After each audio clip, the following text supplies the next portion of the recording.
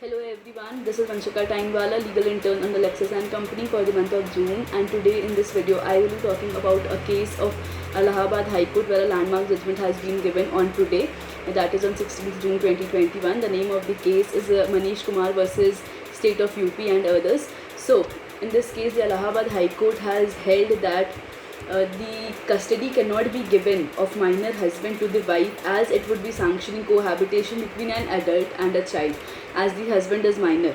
So the Allahabad High Court held that if a minor boy would be placed under the custody of the wife, it would be permitting an offence under the POCSO Act. So the Allahabad High Court recently refused to give the custody of the minor husband to his wife.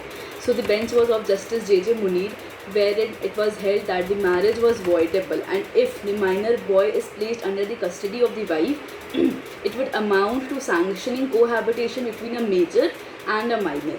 So the facts of the case were such that the Manish Kumar, he was aged of 16 years and a half, and he married Jyoti. Jyoti was a major in this case. So and an adult. She was an adult in the cognizance of law because she is above 18 years. So Manish, after his marriage to Jyoti, was staying with Jyoti and her father and her family members, Jyoti's family. So, however, Manish's mother alleged that Jyoti and her family members enticed her minor son and forced him into a marriage of sorts, which was illegal for the want of minor's competence under the law. So she also, the mother of Manish also alleged that the minor son was illegally detained by Jyoti and her family members, and thus Manish's mother filed a writ of habeas corpus petition. So she stated that Manish Kumar as the first petitioner and herself as the second, asking the court to order Manish Kumar, her minor son, to be produced before this court, and upon such production he shall be set at liberty in the manner that Manish Kumar be entrusted to her care and custody. So, however, before the court, the minor Manish Kumar, he stated that he did not wish to live with her mother. So, the court observed that there cannot be the case of minor Hindu wife being married to a major and the husband to be regarded as the natural guardian under Section 6C of the Act of 1956 and under the POCSO Act similarly works to prohibit the sex between a man who is a minor and a woman who is a major. So coming on to the POCSO Act, the court noted that the offence defined under Section 3, that is penetrative sex assault, together with the penal clause under Section 4, punishment for penetrative sexual assault, would be attracted to the case of a person who commits penetrative sexual assault as defined under Section 3, irrespective of the offender's age or sex. So therefore the court ruled out that a female who is a major, if she were permitted to marry or more particularly consummate the marriage with her child, would be liable under Section 3 and Section 4 of the Act of 2012, subject to the charge being established at the trial after the prosecution is instituted. So referring to the facts of the case, the court ruled that if Manish, who is still below the age of 18 years, were to be placed in the custody of his wife, it would be virtually sanctioning the imminent commission of the offence under Section 3 and 4 of the POCSO Act of 2012 and all the other provisions of the said statute.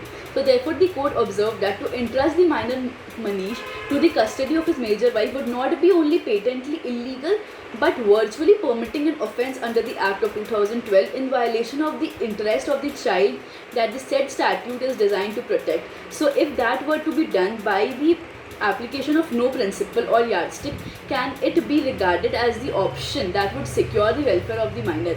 So most importantly, the court ruled out that the custody of a minor that inherently makes or has the potential of making the minor the victim of an offence and is adult as a guardian, an offender under the Act of 2012, cannot be regarded as a custody or arrangement which is made to ensure the welfare of the parties.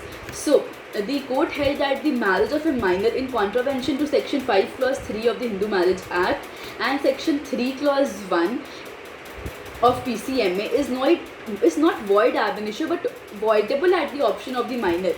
But if any contingencies contemplated under Section 12 of the PCMA exist and it can be proved, then the marriage will be held as void. So in this case, the court clearly held that the minor boy would stay in state facilities like a protection home or a safe home or a child care institution until he attains the age of 18 years. On 4th February 2022, the child will be attaining the age of 18, and then he shall be set free to go wherever he wants, including his wife and her family, the court ruled. So the arrangement has been made that he does not want to go to his mother. However, the court said that if for any reason before the attaining majority he desires to come back to his mother, it will be opened through him and through an official of the home where he is residing, to make an application for the purpose of Child Welfare Committee appointed under the Act of 2012. So in this case, the court clearly held that the minor husband cannot be given custody to the major wife. So this was the case of Manish Kumar and another versus State of UP and others. Hope you understood this case. Thank you for listening. Please like, share and subscribe the channel for more videos. Thank you.